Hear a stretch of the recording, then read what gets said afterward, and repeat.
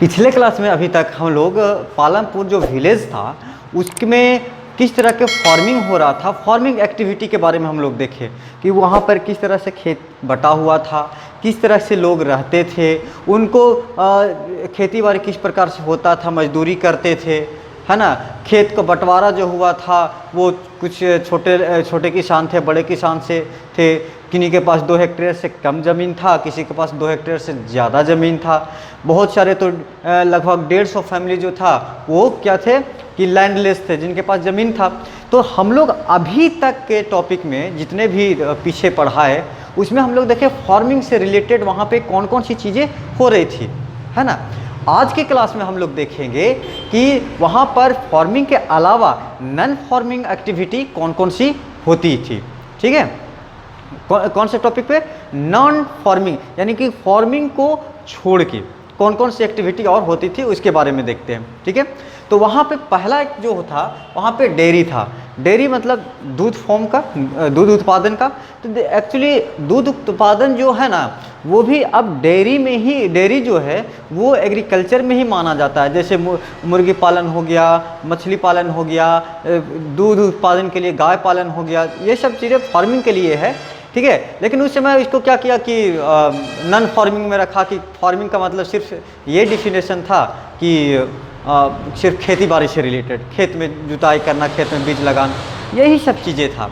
ठीक है, तो अभी ये सब चीज़ें डेयरी फार्म को भी एग्रीकल्चर में रखा गया, एग्रीकल्चर में।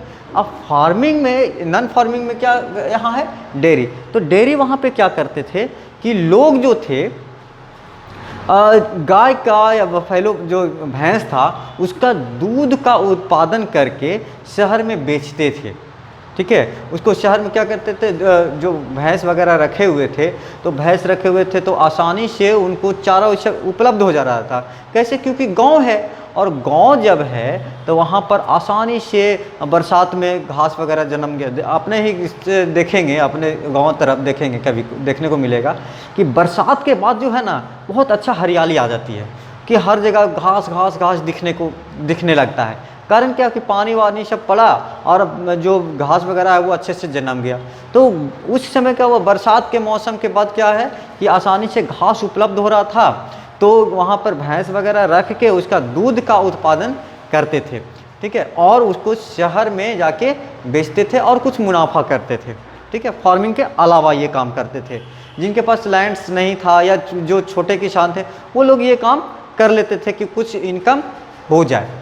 ठीक है, समझ में आ रहा है कि नहीं आ रहा है? तो वहाँ पे डेयरी फार्मिंग भी करते थे, गाय का दूध का उत्पादन करते थे, गाय के दूध से बने, भैंस के दूध से बने के चीज़ों का भी सप्लाई करते थे। घी हो गया, बटर हो गया, ठीक है, ये सारी चीज़ का बेच करके वो लोग फ़ायदा ले लेते थे।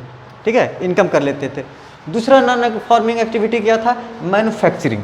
देखिए यहाँ पर मैन्युफैक्चरिंग देख के थोड़ा सा लगेगा कि गांव में उस समय कहाँ से फैक्ट्रीज लगा हुआ होगा, है ना, कौन सा फैक्ट्री गांव में होगा। तो मैन्युफैक्चरिंग का मतलब होता है कि कोई भी सामान बनाना, है ना, कोई भी नया चीज़, एक रॉ मटेरियल से नया चीज़ बनाना। तो किसान लोग वहाँ पर क्या करते थे? जैसे शुगर केन करते थे, ईख करते थे, केतारी बोलते हैं देहात में, है ना, ईख भी बोलते हैं, शुगर केन है ना। तो वो क्या करते थे कि उसको उपजाते थे और उसी से क्या करते थे, देखेंगे दादा लोग या पापा लोग बताते होंगे, या अभी भी बहुत सारे ऐसे गांव में हैं जो ईख को फैक्ट्री में ना भेज करके वहीं पर उसको पेराई करते हैं और उसी से उसका रस निकाल के क्या करते हैं, उसका गुड़ बना देते हैं, गुड़ बनाते हैं। ठीक है, तो वहाँ पर भी वही काम था। जो शुगर केन था, शुगर केन का रस निकाल के कोल्हू में पीस के, है ना, कोल्हू समझते हैं ना, बैल उसके पीछे घूमते रहता है और उसमें डंट लगाते रहते हैं ईख को, है ना, शुगर केन को, जिससे उसका क्या होगा, रस निकलते रहता है। तो रस निकलते रहता है, उससे क्या किए कि वो लोग उस रस को गुड़ में बदलना शुरू कर दिए। ठीक है, तो क्या हुआ, यहाँ पर मैन्युफैक्चरिंग हुआ कि नहीं हुआ? गुड़ बनना, शुगर केन से गुड़ बनना, एक नया प्रोडक्ट तैयार हो रहा है। तो वहाँ गुड़ का बनाने का मैन्युफैक्चरिंग करते थे वो लोग। ठीक है, गुड़ बनाने का काम भी वो लोग करने लगे। ठीक है। जिससे क्या हुआ कि जो भी ईख वगैरह होता था उससे गुड़ बनाया, और गुड़ बना के क्या हुआ, सप्लाई करो। गुड़ तो बहुत बेहतर चीज़ है, खाना चाहिए। सुबह सुबह जो खाएगा उसका पेट बहुत अच्छा रहता है जी।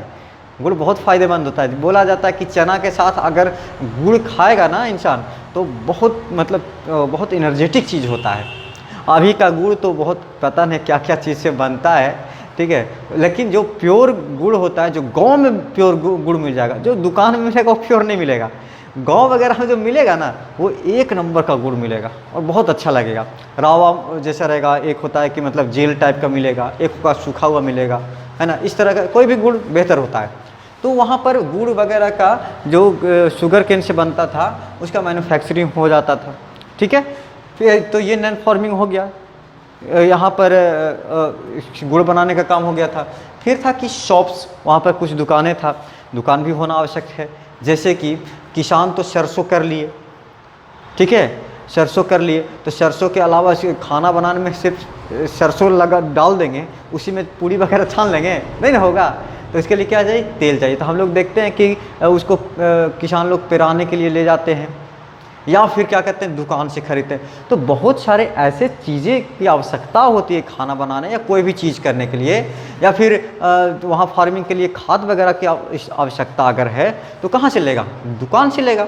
खाद को तो उपजा नहीं सकता है ना, खाद तो बना नहीं सकता है। तो वहाँ पर कुछ लोग जो थे वो शॉप्स भी खोल के रखे हुए थे, ठीक है, शॉप्स भी खोल के रखे हुए थे। उससे क्या हो रहा था कि शॉप खोल दिया तो एक दुकानदार, उसका काम भी हो गया, उसको इनकम भी हो रहा है। नॉन फार्मिंग एक्टिविटी वहाँ पर था ये चीज़, ठीक है, जिससे वहाँ के लोग जो थे उससे सामान खरीदते थे, पैसा देते थे।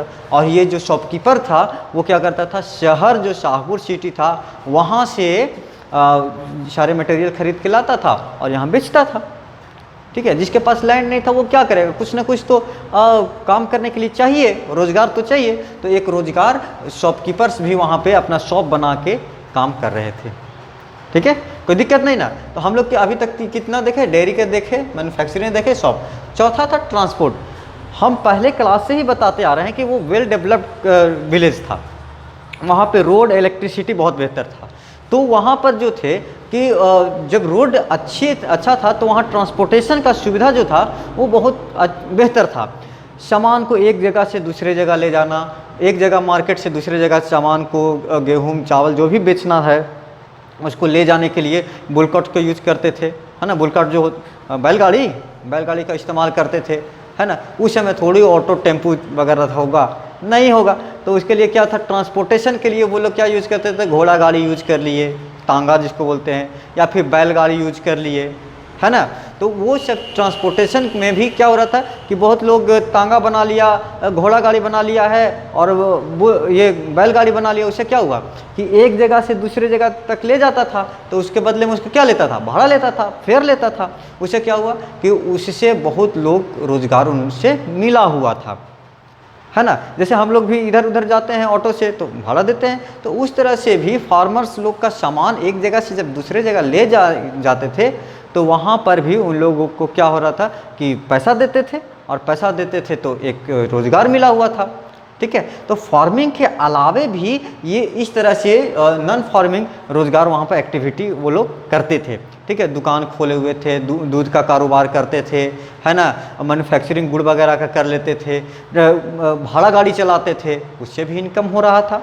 अब जिसके पास खेत बाड़ी नहीं था तो ये काम, यही सब काम करता था, है ना। समझ में आ रहा कि नहीं आ रहा, ठीक है। तो इस तरह से हम लोग अभी देखें कि न वहाँ पर पालमपुर विलेज में फार्म एक्टिविटी के साथ साथ नॉन फार्मिंग एक्टिविटी भी था। तो इस तरह से हमारा आज का टॉपिक ख़त्म होता है। ये जो चैप्टर था वो पूरी तरह से क्लोज हुआ। अगर कोई प्रॉब्लम होगा तो पूछा जाए, है ना। इसका क्वेश्चन आंसर कुछ भी है तो पूछ सकते हो, और जो वीडियो देख रहे हैं वो कमेंट सेक्शन में लिख के क्वेश्चन को पूछ सकते हैं, ठीक है। समझ में आ रहा है, प्रॉब्लम नहीं ना, नहीं। चलिए आज का क्लास द एंड।